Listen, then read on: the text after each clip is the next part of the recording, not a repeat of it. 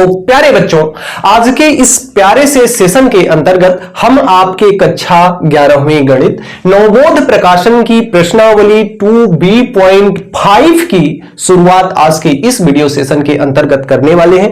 इसके पहले के सारे सवाल और सारे प्रश्नावली आपकी करा दी गई है, जिसका लिंक आपको डिस्क्रिप्शन बॉक्स में दे दिया जाएगा। यदि आपने इसके पहले की कोई वीडियो नहीं देखी है तो आपसे मेरा रिक्वेस्ट है कि आप सीक्वेंस से ही देखें। जब किसी भी चीज की शुरुआत आप जड़ से करते हो तभी वह चीजें आपको समझ में आती हैं। और यदि हमारे कोई डाउट या कोई क्वेरी हो उससे संबंधित अगर हम मुझसे जुड़ना चाहते हैं तो व्हाट्सएप ग्रुप को ज्वाइन करें। और यदि इस व्हाइट बोर्ड का अगर पीडीएफ नोट्स चाहिए तो आप हमारे टेलीग्राम चैनल को ज्वाइन कर ले। आइए जल्दी से करते हैं इस वीडियो सेशन की शुरुआत, जो कि 2B.5 का जो पहला सवाल है कहता है कि सिद्ध कीजिए कि सम्मिश्र संख्याएं, आपका पहली संख्या दिया है 1 प्लस आयोटा और दूसरी संख्या दिया है -2 प्लस 3 आयोटा और तीसरी संख्या दिया है 5/3 आयोटा। और यह कह रहा है कि निरूपित होने वाले बिंदु संरेख हैं। संरेख का मतलब कि जैसे अगर मैं एक लाइन को इस तरह से ड्रा कर दूं तो एक बिंदु ये है, दूसरा बिंदु ये है और तीसरा बिंदु ये है, A, B, C।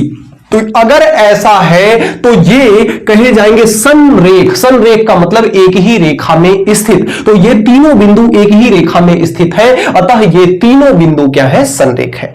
दूसरी बात कि अगर हम दो बिंदुओं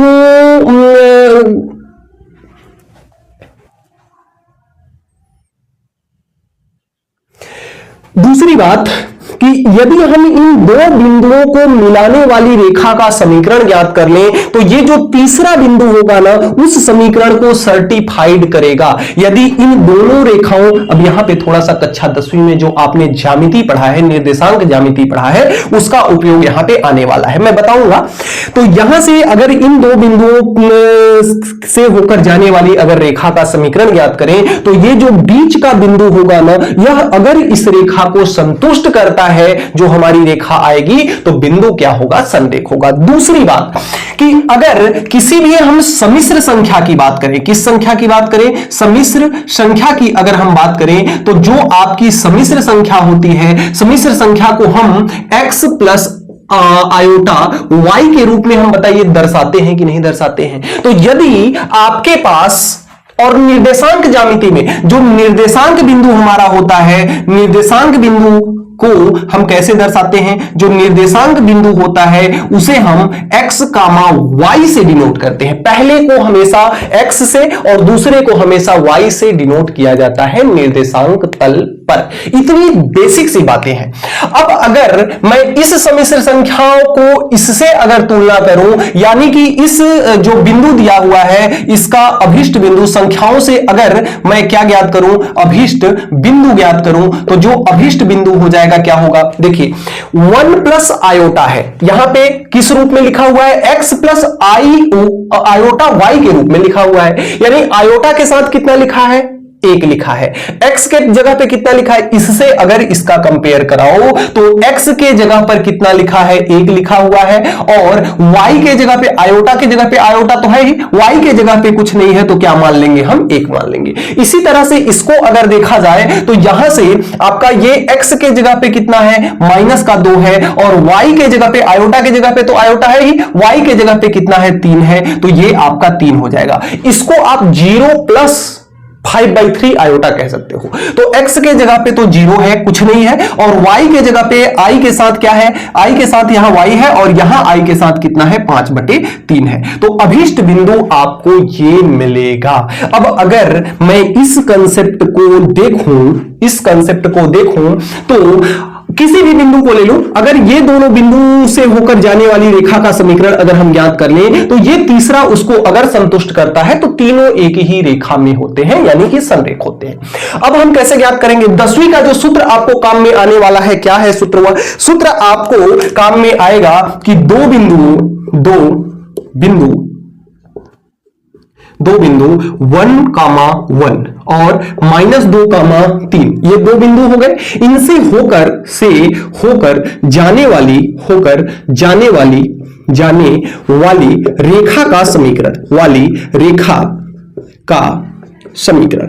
अगर ये हम देखें कक्षा 10वीं के सूत्र से, तो ये जो आपका समीकरण होता है, यह जो समीकरण दो बिंदुओं से होकर जाने वाली रेखा का समीकरण क्या होता है, y माइनस का y1 और बराबर y2 माइनस का y1, y2 माइनस का y1 divide by x2 minus का x1 और साथ में x माइनस x1। अब ये बताइए, ये सूत्र आपको याद आया कि नहीं आया? ये आपका सूत्र जो कि आपको कक्षा 10वीं निर्देशांक ज्यामिति के अंतर्गत पढ़ाया गया है।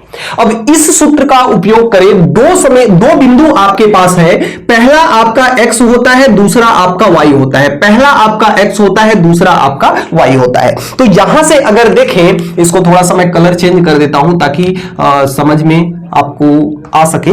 तो ये पहला x होता है, दूसरा y, पहला x होता है, दूसरा y। अब चूंकि दो बिंदु आपके पास है तो इसको आप 1 1 नाम दे दीजिए, इसको 2 2 नाम दे दीजिए। अब यहां पे जो आपका सूत्र है, इस सूत्र पर क्या करिए, रख दीजिए। आइए रखते हैं। तो ये आपका है y, तो y का मान तो हमारे पास है नहीं, y को y ही रहने दो। y1 का मान कितना है, 1 है, तो y माइनस का ये कितना हो जाएगा, 1 इक्वल टू y2 कितना है, 3 है, y1 कितना है, 1 है, तो ये हो जाएगा 3 minus 1 divide by x2 minus x1, x2 कितना है, -2 है, x1 कितना है, 1 है, तो -2 -1 ये हो गया आपका।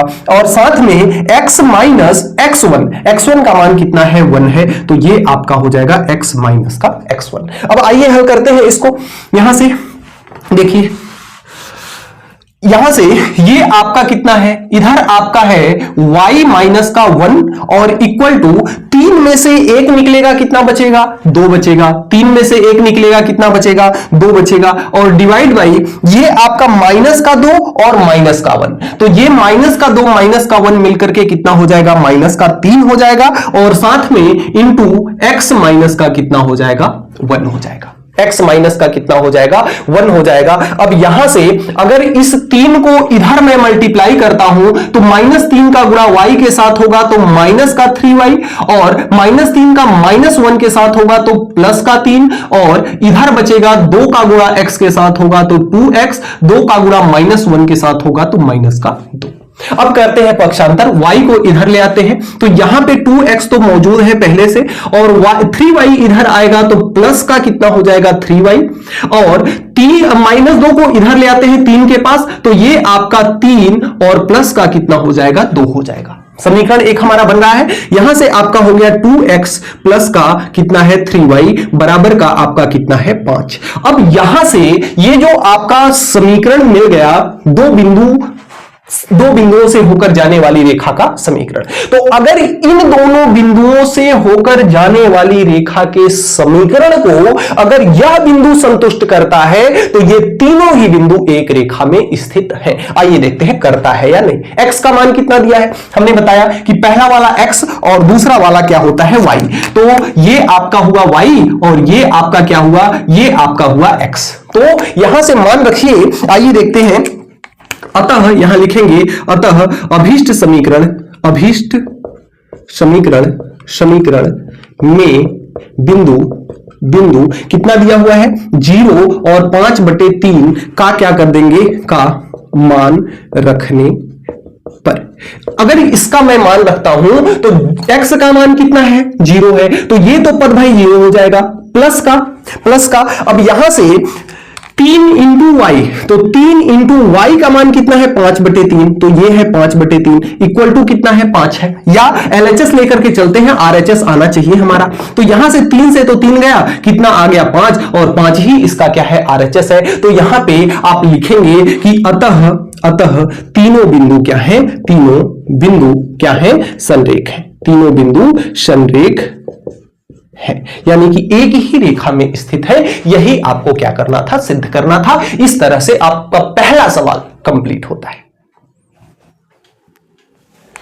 तो अगले क्रम में जो आपका प्रश्न संख्या दूसरा है, देखिए कहता है कि किसी समांतर चतुर्भुज ABCD के शीर्ष यानी कि कोने ABC क्रमशः कितने हैं, 8 + 5 iota, -7 - 5 iota, -5 plus 5 iota, ABC का मान दिया हुआ है और आपसे कह रहा है कि शीर्ष D ज्ञात करना है। देखिए सबसे पहले समांतर चतुर्भुज को थोड़ा सा समझते चलते हैं। जैसे ये आपका समांतर चतुर्भुज जिसकी आमने सामने की भुजाएं आपस में क्या हो, बराबर हो, उसे हम कहते हैं समांतर चतुर्भुज। कहता है कि ये आपका A है, ये आपका B है, ये आपका C है और ये आपका D है।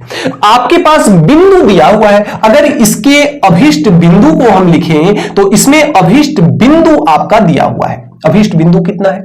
अभिष्ट बिंदु आपका है पहला बिंदु यानी कि A बराबर दिया हुआ है x प्लस आयोटा y के रूप में। अगर इसको तुलना कराएं तो ये पहला बिंदु 8 और 5 दिया हुआ है और B का मान जो दिया हुआ है -7 और माइनस का 5 दिया हुआ है। C का मान देखा जाए तो -5 और प्लस का 5 दिया हुआ है, -5 प्लस का 5 दिया हुआ है। यहां पे हम क्या करेंगे, जो शीर्ष D होगा मान लेंगे हम कि माना जो शीर्ष D है, माना जो शीर्ष D है, D माना शीर्ष D बराबर कितना है, x y है। यानी कि A का मान आपको पता पड़ा कितना, 8 और 5 है और B का मान -7 और -5 है, C का मान -5 और प्लस का 5 है और D का मान हमने अपने से मान लिया कितना, x, y है, जिसे हमें ज्ञात करना है। कैसे ज्ञात करेंगे? अगर मैं इसका विकर्ण बनाऊं, अगर मैं इसका क्या बनाऊं, विकर्ण बनाऊं अगर, तो आप जानते हो कि किसी भी एक समांतर चतुर्भुज की एक प्रॉपर्टी होती है कि जो समांतर चतुर्भुज का विकर्ण होता है, समांतर चतुर्भुज का विकर्ण होता है, वह एक दूसरे को समद्विभाजित करता है। क्या करता है? समद्विभाजित करता है। अगर ऐसा करता है यानी समद्विभाजित करता है तो यह पार्ट जो है इसके बराबर होगा और यह पार्ट जो है इसके बराबर होगा। इतना लॉजिक आपको समझ में आना चाहिए कि अगर विकर्ण बनाता हूं तो ये विकर्ण जो है एक दूसरे को समान बराबर भागों में बांटते हैं यानी कि समद्विभाजित करते हैं। यानी कि जो मध्य बिंदु निकलने वाला है वह हमेशा क्या होगा, इसका और इसका क्या होगा, आपस में बराबर होगा। तो अगर मैं A और B, सबसे पहले अगर मैं सूत्र ज्ञात करूं मध्य बिंदु का, तो मध्य बिंदु ज्ञात करने का जो सूत्र होता है, कक्षा 10वीं में आपने पढ़ा है, मध्य बिंदु ज्ञात करने का जो सूत्र होता है वह क्या होता है? मध्य बिंदु ज्ञात करने का सूत्र ये आपका होता है, अगर दो बिंदु आपके पास हैं तो ये होता है x2 प्लस x1 बटे 2 और y2 प्लस y1 बटे 2। ये आपका होता है मध्य बिंदु ज्ञात करने का फार्मूला। तो अगर आपको मध्य बिंदु यहां से ज्ञात करना है तो अगर AC का मध्य बिंदु ज्ञात करना है, यानी अगर आपको क्या ज्ञात करना है, AC का मध्य बिंदु, A व C का अगर आपको निकालना है मध्य बिंदु, तो A और C का अगर मध्य बिंदु निकालना है तो कितना होगा, AC, A और C, A का मान कितना है 8 और 5 है और C का मान कितना है -5 और प्लस का 5 है। इसमें अगर हम देखें x2 x1 तो पहला x दूसरा y, पहला x दूसरा y, इसको 1 1 इसको 2 2 दे दिए नाम। अब हम सूत्र में रखते हैं x2 प्लस x1, x2 का मान कितना है -5, तो ये आपका हो जाता है कितना, ये आपका हो जाता है -5 और प्लस का 8, प्लस का कितना हो जाता है 8 और डिवाइड बाई कितना हो जाता है 2। दूसरा है y2 प्लस y1, y2 का मान 5, y1 का मान 5, तो ये हो जाएगा 5 प्लस 5 बटे 2। यानी कि अगर इसको मैं देखूं A व C का मध्य बिंदु, तो यहां से ये 8 में से 5 निकल जाएगा तो ये हो जाएगा 3 बटे 2 और कामा ये हो जाएगा कितना 5, 3 बटे 2 और कितना हो जाएगा 5। ये कौन सा बिंदु है, इसका मध्य बिंदु है, A और C का मध्य बिंदु है। इसी तरह से अगर BD का मध्य बिंदु निकालें, क्या निकालें, B व D का मध्य बिंदु, तो B और D का मध्य बिंदु, B और D का क्या निकालते हैं हम, मध्य बिंदु। तो अगर इसका मध्य बिंदु अगर निकाला जाए तो B का मान कितना है -7 -5, तो ये -7 कामा -5, D का मान कितना है x कामा y, है ना। अब यहां से अगर इसका मान निकालते हैं इसी सूत्र में रखकर, तो x2 प्लस x1, x2 का मान ये देखिए यहां से x पहला वाला x और दूसरा वाला y, पहला वाला x दूसरा वाला y, 1 1 2 2 नाम दे दिए। अब यहां से सूत्र पर अगर मैं रखूं तो ये मान कितना निकल के आएगा, x2 प्लस x1, x2 का मान कितना x, तो x प्लस माइनस का 7, तो ये आपका प्लस को क्या बना देगा माइनस, तो x माइनस 7 डिवाइड बाई 2। और दूसरा क्या हो जाएगा y2 प्लस y1, तो y2 का मान कितना है y है, तो y माइनस का कितना है ये 5 है, तो y माइनस 5 बटे कितना हो जाएगा 2। ये चीज आपको समझ में आनी चाहिए। अब एक बात जो हमने यहां पर आपको समझाई उसी बात पे बस गौर करना है। आपको हमने बताया कि किसी भी समांतर चतुर्भुज का जो विकर्ण होता है उस समांतर चतुर्भुज को समान भागों में क्या करता है, काटता है, समद्विभाजित करता है। तो यानी कि यह बिंदु जो होगा AC के लिए भी वही होगा, जो बिंदु O है वह AC का भी बिंदु है, मध्य बिंदु, और BD का भी मध्य बिंदु है। यानी ये O जो है इन दोनों ही रेखाओं का मध्य बिंदु है कि नहीं है। तो अगर ये दोनों जो बिंदु आया मध्य बिंदु, ये दोनों मध्य बिंदु समान है, क्योंकि इस रेखा का मध्य बिंदु जितना है वही इस रेखा का भी मध्य बिंदु है, यानी दोनों ही मध्य बिंदु आपस में समान है। लिखेंगे यहां पे एक लाइन कि हम जानते हैं, यहां पे क्या लिखेंगे, हम जानते हैं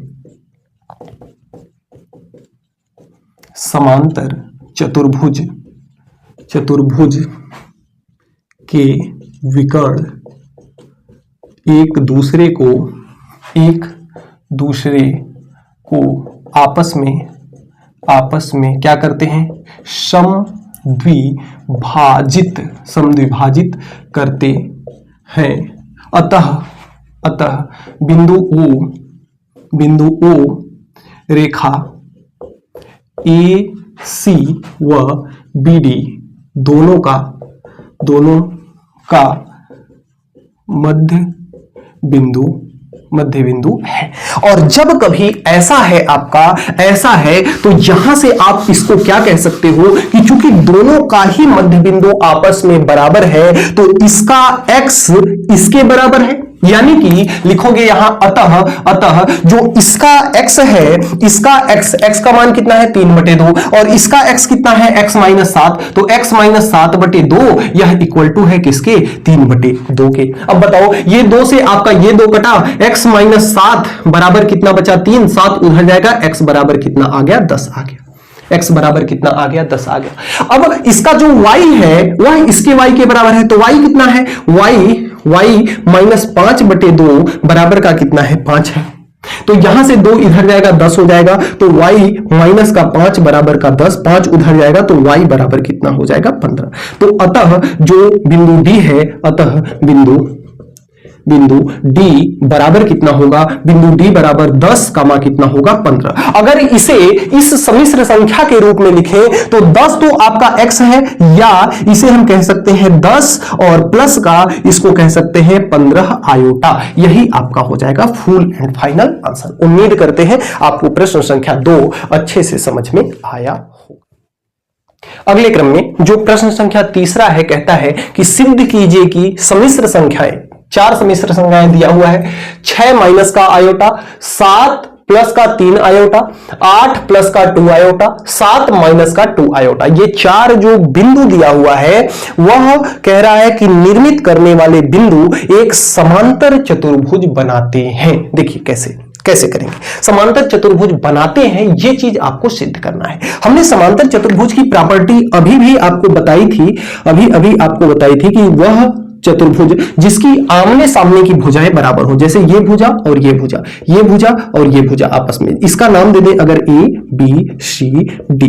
तो यहां पे समांतर चतुर्भुज होने की कंडीशन ये है कि जो भुजा AB है वह बराबर होनी चाहिए CD के, और जो भुजा BC है वह बराबर होनी चाहिए AD की। ऐसा अगर है तो यह समांतर चतुर्भुज है, अदरवाइज नहीं है। यहां पे जो हमारे पास अभिष्ट बिंदु दिया हुआ है, सबसे पहले डालेंगे सॉल्यूशन, और सॉल्यूशन डाल के इसका लिखेंगे अभिष्ट बिंदु। तो अभिष्ट बिंदु हमें क्या प्राप्त हो जाएंगे, अभिष्ट बिंदु जो प्राप्त हो जाएंगे वह अभिष्ट बिंदु माना ए बराबर कितना हो जाएगा, ए बराबर है 6 माइनस का 1, तो 6 माइनस का 1। अब ये बिंदु निकालना तो आप समझ ही गए होंगे। बी बराबर कितना है, बी बराबर है 7 और 3। इसी तरह से सी बराबर है 8 और 2। इसी तरह से आपका डी बराबर है 7 और माइनस का 2। ये आपके बिंदु हो गए। अब आपको यह दिखाना है कि ए बी जो है सी डी के बराबर है। अब ए बी निकलेगा कैसे, तो यहां से दो बिंदुओं के बीच की दूरी का अगर फार्मूला लिखें, दो बिंदुओं के बीच की दूरी, दो बिंदुओं की बीच की दूरी का अगर मैं फार्मूला यहां से लिखूं तो ये आपका होता है कितना, अंडर रूट का x2 माइनस का x1 और प्लस का इसका स्क्वायर प्लस का y2 माइनस का y1 और इसका होल स्क्वायर। ये होता है फार्मूला। तो यहां से अगर मैं ए बी निकालना चाहूं, अगर ए बी निकालना चाहूं तो ए बी क्या होगा, ए से बी की दूरी, ए से बी की दूरी, जहां पे ए आपका कितना है, ए आपका है 6 और माइनस का 1 और बी आपका कितना है, बी आपका है 7 और 3। तो यहां से अगर मैं एक्स वाई का इसको नाम दूं तो ये पहला एक्स दूसरा वाई, पहला एक्स दूसरा वाई, इसको 1 1 इसको 2 2। अब आइए यहां से अगर मैं ए बी निकालता हूं तो ए बी बराबर कितना हो जाएगा आपका, ए बी बराबर हो जाएगा अंडर रूट का x2, x2 का मान कितना है 7, तो 7 माइनस का x1, x1 का मान कितना है 6 इसका whole square plus y2, y2 का मान कितना है 3 और ये माइनस एक माइनस यहां भी है तो ये हो जाएगा 1 का स्क्वायर। अगर इसको हल किया जाए तो 7 में से 1 निकलेगा तो ये आपका 7 में से 6 निकलेगा, 1 बचेगा, 1 का स्क्वायर 1 होता है और प्लस 3 और 1 4, 4 का स्क्वायर कितना होता है 8 और ये अंडर रूट में तो ये हो जाएगा अंडर रूट का 9 जिसका मान कितना हो जाएगा आपका 3 हो जाएगा। इसी तरह से अगर AB के बाद हमको क्या ज्ञात करना है, AB के बाद अगर हमें BC ज्ञात करना है, BC, तो BC बराबर क्या हो जाएगा, यहीं से बिंदु देखिए B और C लेना है तो इसका x2 कितना है 8 है, x1 कितना है 7 है, तो 8 माइनस का कितना हो जाएगा 7 इसका स्क्वायर प्लस, अब अगर y2 माइनस y1 लेना है तो इसका सॉरी 8 माइनस 7, ठीक, y2 कितना है 2 है और y1 कितना है 3 है तो ये 2 माइनस का कितना हो जाएगा 3 का स्क्वायर। अगर इसको हल करते हैं तो 8 में से 7 निकलता है तो ये आपका कितना होता है, 8 में से 7 निकलेगा 1, 1 का स्क्वायर 1 ही होगा, 2 और 3, 3 और 2, 3 में से 2 निकलेगा कितना बचेगा 1 ही बचेगा और 1 का स्क्वायर माइनस 1 बचेगा, माइनस 1 का स्क्वायर प्लस 1 होता है तो ये मान कितना हो जाएगा अंडर रूट का 2। ठीक, अब यहां से अगर इसी तरह से मैं CD निकालूं, क्या निकालूं, CD निकालूं तो CD के लिए अगर देखा C और D तो x2 का मान 7, x1 का मान 8 तो ये आपका हो जाएगा 7 माइनस 8 का होल स्क्वायर प्लस y2 का मान माइनस 2 इसका मान प्लस 2 तो ये हो जाएगा माइनस 2 ये सूत्र में होता है तो ये इसका स्क्वायर। अब इसको अगर मैं हल करूं तो यहां से 7 में से 8 निकलेगा माइनस 1 का स्क्वायर प्लस का 1 प्लस 2 और 2 जोड़ के 4 माइनस का 4 माइनस के 4 का स्क्वायर प्लस का 8 तो यहां से 8 और 1 कितना हो जाएगा अंडर रूट का 9 जिसका मान कितना हो जाएगा आपका 3। इसी तरह से एक बार फ्रेम जरा मैं चेक कर लूं, हाँ आ जाएगा। इसी तरह से अब एक भुजा क्या बच गई, AD बच गई, तो AD को अगर मैं निकालना चाहूं तो AD बराबर कितनी हो जाएगी, A और D, x2 का मान कितना है 7 माइनस 6 तो ये आपका हो जाएगा 7 माइनस का 6 का होल स्क्वायर प्लस y2 का मान माइनस 2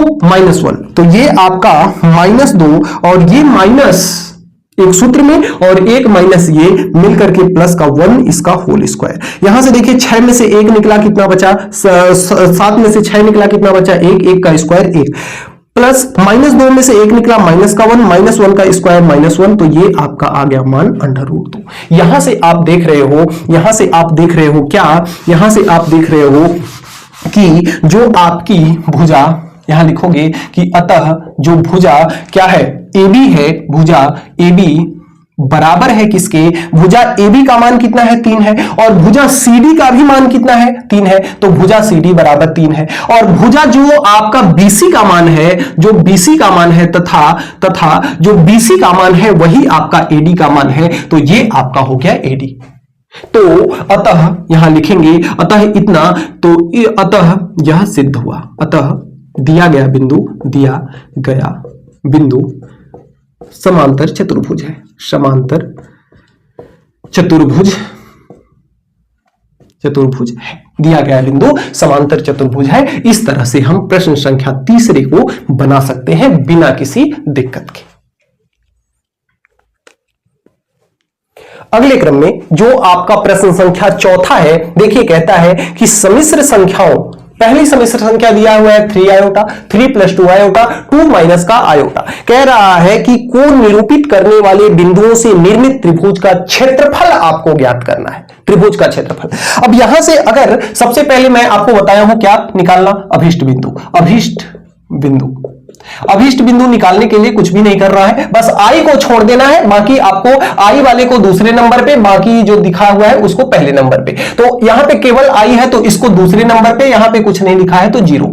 और अभिष्ट बिंदु ये हो जाएगा ए बराबर मान लेते हैं इसको, और बी बराबर आपका कितना हो जाएगा, बी बराबर आपका हो जाएगा 3 और 2, सी बराबर आपका हो जाएगा 2 और -1। ये अभिष्ट बिंदु हो गया। अब यहां से हमने आपको क्या बताया, हमने आपको बताया कि पहला वाला x दूसरा वाला y, पहला वाला x दूसरा वाला y, पहला वाला x दूसरा वाला y, इसको 1 1, इसको 2 2, इसको 2 2 और इसको 3 और 3 नाम दे देते हैं, क्योंकि हमें काम पड़ने वाला है। अब अगर आप त्रिभुज का क्षेत्रफल लिखें, त्रिभुज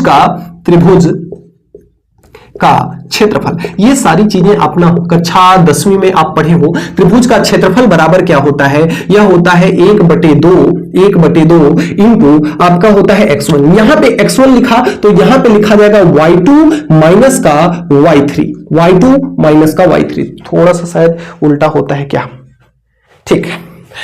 और प्लस का x1 लिखा तो अब यहां क्या लिखा जाएगा x2 के बाद क्या आता है y3 माइनस का y3 के बाद y1। अब फिर से प्लस का x3 जब लिखा जाएगा, 3 के बाद y में क्या आएगा, वो 3 के बाद तो एक ही आएगा फिर से, तो ये हो जाएगा y1 माइनस का y2। ये होता है त्रिभुज का क्षेत्रफल। बस हमें बिंदु दिया हुआ है x1 y1 x2 y2 x3 y3 का मान दिया है, बस मान को हमें क्या करना है, पुटअप करना है। तो जो त्रिभुज का क्षेत्रफल है वह कितना हो जाएगा 1/2 x1 का मान कितना है 0। अब 0 के अंदर ये y2 माइनस का y3 है, तो यानी 2 माइनस का कितना है 3 है, कुछ भी रहे 0 से गुणा के 0 हो जाएगा।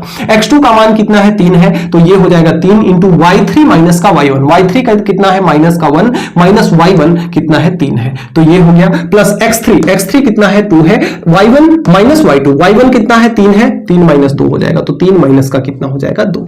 तो ये वाला पल तो पूरा 0 हो ही जाना है, तो यहां से आपका हो गया 1/2 और ये हो गया आपका 0 प्लस 3 इंटू ये हो गया -4 और प्लस 2 इंटू कितना हो गया 1 हो गया। तो यहां से जो त्रिभुज का क्षेत्रफल होगा वह कितना हो जाएगा 1/2, 0 खत्म हो गया, 3 चौका कितना होता है -12 और प्लस का कितना हो जाएगा 2, -12 और प्लस का कितना हो जाएगा 2 हो जाएगा। तो यहां से -12 प्लस का 2 हो जाएगा। अब यहां से अगर देखा जाए तो जो त्रिभुज का क्षेत्रफल आया 1/2 इंटू कितना आया -10, 2 से ये कटा कितना -5 बार में, तो -5 वर्ग इकाई, 5 माइनस का 5 वर्ग नहीं 5 इकाई, 5 क्या हो जाएगा ये 5 इकाई, इसका क्या हो जाएगा 5 इकाई, इसका हो जाएगा आंसर। तो बस इतना सहज सा सवाल था प्रश्न संख्या 4, जिसे आप बना सकते हैं। अगले क्रम में प्रश्न संख्या 5, बहुत ध्यान से देखिएगा। कह रहा है कि यदि समिश्र संख्याएं, पहली संख्या दिया है z, दूसरी संख्या z प्लस आयोटा z और तीसरी संख्या दिया है आयोटा z, अगर इससे बने त्रिभुज का क्षेत्रफल यदि 50 है तो आपको सिद्ध करना है कि मॉड ऑफ z बराबर कितना 10 है। यहां पे देखिए डायरेक्ट आपको z दिया है, z को हम किस प्रकार से लिख सकते हैं। अगर मैं यहां से z को लिखूं तो z को कैसे लिखूंगा, सबसे पहले यहां पे हमने सॉल्यूशन डाल लिया। अगर मैं z को लिखूं तो z एक समिश्र संख्या होगी और समिश्र संख्या को हम x और प्लस का i y के रूप में हम क्या करते हैं, लिखते हैं। और अगर इसका अभिष्ट बिंदु निकालें तो इसका अभिष्ट बिंदु क्या होगा, x, y, बताओ होगा कि नहीं होगा, जैसा कि हम पहले भी निकालते आए हैं। तो ऐसा हो जाएगा, यानी z के बराबर x प्लस i y लिखे हैं, ये चीज हमने माना है। क्या किया है, माना है। अब जब z बराबर इतना है, z बराबर जब इतना है तो z प्लस i z बराबर कितना होगा, तो z प्लस आयोटा जेड बराबर कितना होगा, जेड तो के बराबर तो है आपका X plus iota Y. Iota को बाहर रख लेते हैं और जेड का मान कितना है, एक्स प्लस आयोटा वाई। समझ में आया कि नहीं, पल्ले पड़ा कि नहीं, हवा लगा कि नहीं। देखिए जेड का मान हमारे पास यह है जो कि हमने माना है। अब इस जेड के मान को इस जेड के जगह पे रखा और इस जेड के जगह पर जेड के मान को रखा। आयोटा इसके साथ था तो आयोटा को बाहर किया। अब यहां से इसको हल करें अगर, तो x प्लस आयोटा वाई और प्लस आई के साथ x का होगा तो आयोटा x हो जाएगा, plus iota into iota, iota का स्क्वायर इंटू वाई। अब यहां से इसको हल करें तो x आयोटा के स्क्वायर का मान माइनस का 1, तो x माइनस का y और ये आयोटा x प्लस का आयोटा x और प्लस का आयोटा y। मिला मान मिला आपको। अब यहां से क्या कर सकते हैं, ये आपका x माइनस वाई है और प्लस का, इसमें से दोनों में से आयोटा को कॉमन ले लें तो ये हो जाएगा x प्लस वाई। अब अगर इसके बिंदु को देखें, इसका बिंदु तो ये है, अब इसका जो अभीष्ट बिंदु होगा, बिंदु जो इसका होगा उसको x का मान कितना है, x का मान है आपका, x का मान है आपका, x का मान है आपका कितना, x माइनस वाई। भाई देखिए x के जगह पे x का मान आयोटा के साथ जो लिखा है उसको दूसरे नंबर पे लिखते हैं, x के जगह पहले वाले को पहले लिखते हैं, आयोटा के जगह पे जो आयोटा के साथ जो लिखा है उसको दूसरे नंबर पे। तो जो आयोटा में नहीं लिखा है उसको पहले और जो आयोटा के साथ लिखा है उसको दूसरे नंबर पर। तो ये बिंदु हमें ये प्राप्त हो गया। इसी प्रकार से अगर मैं आयोटा जेड का मान लिखूं तो आयोटा जेड बराबर कितना हो जाएगा, आयोटा के साथ आपका हो जाएगा जेड का मान कितना है, x plus iota Y. Iota का अंदर मल्टीप्लाई कराएंगे तो x इंटू आयोटा x हो जाएगा और प्लस का ये हो जाएगा आयोटा स्क्वायर वाई, यानी कि इसको हम कह सकते हैं आयोटा x और आयोटा स्क्वायर का मान -1 तो ये हो जाएगा माइनस का वाई। और बिंदु हम कैसे लिखते हैं, बिंदु इसका बिंदु कितना हो जाएगा, बिंदु इसका कितना हो जाएगा, बिंदु इसका होगा जो आयोटा के साथ लिखा होता है उसको दूसरे नंबर पे, तो आयोटा के साथ x लिखा है, x को दूसरे नंबर पे, जो आयोटा के साथ नहीं लिखा होता है उसको पहले नंबर पे, तो ये हो गया माइनस का y इंटू एक्स। अब हमारे पास 3 बिंदु पता पड़ गया, पहला बिंदु ये, दूसरा बिंदु ये और तीसरा बिंदु ये।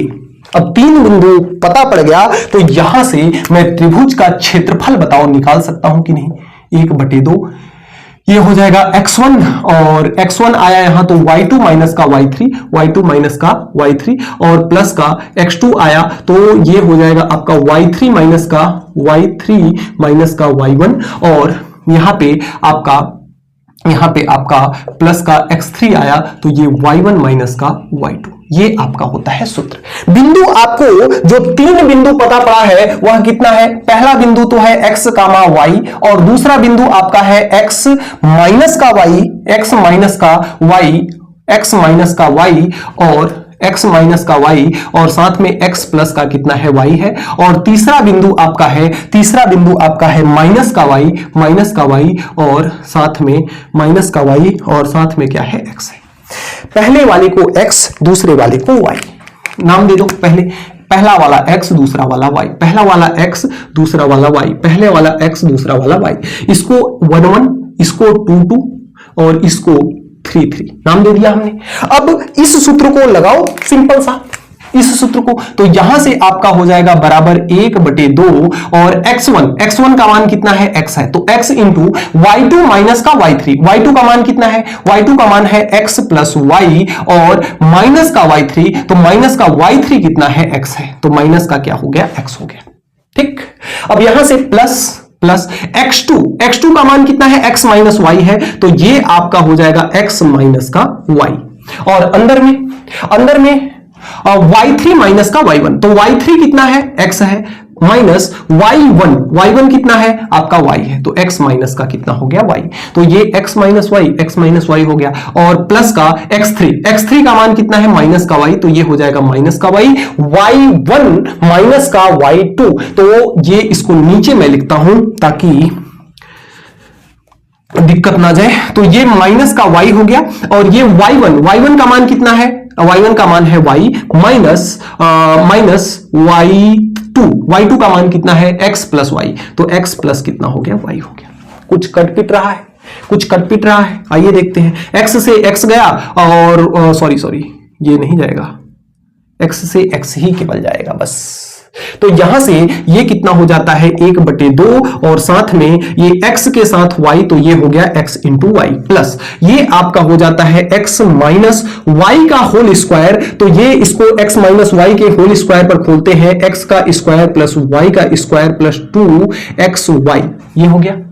और इसका मल्टीप्लाई अगर अंदर में हो तो इसका मल्टीप्लाई अंदर में होगा तो कितना होगा, ये माइनस का, इसको एक काम करते हैं, इसको मैं कितना लिख सकता हूं, y प्लस वाई 2y हो जाएगा, y प्लस वाई कितना हो जाएगा 2y हो जाएगा, 2y का माइनस y में गुणा होगा तो ये हो जाएगा 2y का स्क्वायर, 2y का क्या हो जाएगा स्क्वायर, और माइनस y का माइनस x के साथ गुणा होगा तो प्लस का xy, बताओ होगा कि नहीं होगा, बिल्कुल होगा।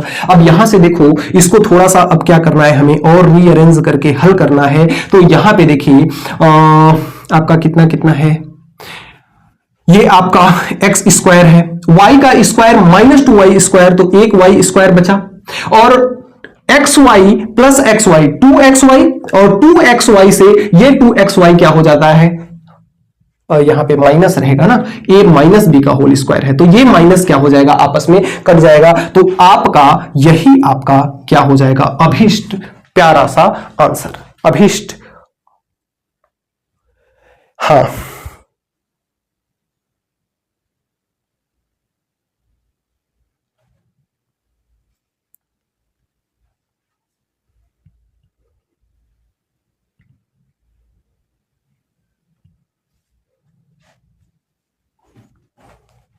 अब यहां तक हमें मिला। हमें इसके बाद जो सिद्ध करना है, एक चीज और देखिए, जो मान दिया हुआ है इसका जो क्षेत्रफल है, अब यहां से देखिए हमें सिद्ध करना है मॉड ऑफ z बराबर 10। एक चीज और, इसका जो क्षेत्रफल है ना, इस क्षेत्रफल का मान कितना दिया है 50, इस क्षेत्रफल का मान कितना दिया है 50। तो यहां से हम कह सकते हैं कि जो x square minus Y square है, दो इधर आएगा तो इसमें से गुणा करके कितना हो जाएगा 100 हो जाएगा। अब विचार करते हैं x माइनस वाई का स्क्वायर को। अगर मैं इसको, इसी चीज को मैं ऐसा लिखूं x स्क्वायर और इस माइनस को प्लस लिख दूं और इसको लिख दूं आयोटा स्क्वायर, क्योंकि आयोटा स्क्वायर लिख लो यहां कि चूंकि आयोटा स्क्वायर बराबर होता है माइनस का 1, तो इस माइनस के 1 को हमने आयोटा स्क्वायर लिख दिया, और साथ में यहां पे कितना है y का स्क्वायर है कि नहीं है बताओ। अब अगर ऐसा है तो आप इसको देखो, यह किसका मान है, z का मान है, और यह मान हमेशा देखिए प्लस में है तो हमेशा पॉजिटिव वैल्यू देगा कि नहीं देगा। तो पहला चीज तो यह मान किसका है, यह मान आपका z का है। दूसरी बात कि इसकी वैल्यू हमेशा पॉजिटिव आएगी और इसलिए इसमें हम क्या लगा सकते हैं, मॉड लगा सकते हैं। इसका भी स्क्वायर है, इसका भी स्क्वायर है, इसका भी स्क्वायर है, तो इसका भी स्क्वायर लगा दो। और इसका मान कितना आपके पास है, इसका मान आपके पास है 100। भाई इतना इतने के बराबर है और इतना ई का मान इतना है, तो इतने के जगह पे हमने इतना रख दिया। तो हमें तो मॉड ऑफ जेड की वैल्यू ज्ञात करनी है, जेड स्क्वायर की थोड़ी। तो यहां से स्क्वायर उधर जाएगा तो रूट 100 का मान कितना होता है 10। यही हमें सिद्ध करना था, इति सिद्धम। तो इस तरह से हम प्रश्न संख्या 5वां को बना सकते हैं बहुत ही आसानी ढंग के साथ। तो उम्मीद करता हूं कि आपको बताया गया सवाल समझ में आया होगा। यदि समझ में आया होगा तो प्यारा सा एक कमेंट हलवा जरूर लिखेंगे, और मिलते हैं नेक्स्ट वीडियो में नेक्स्ट टॉपिक के साथ नेक्स्ट डे। तब तक के लिए बाय बाय, जय हिंद, राधे राधे।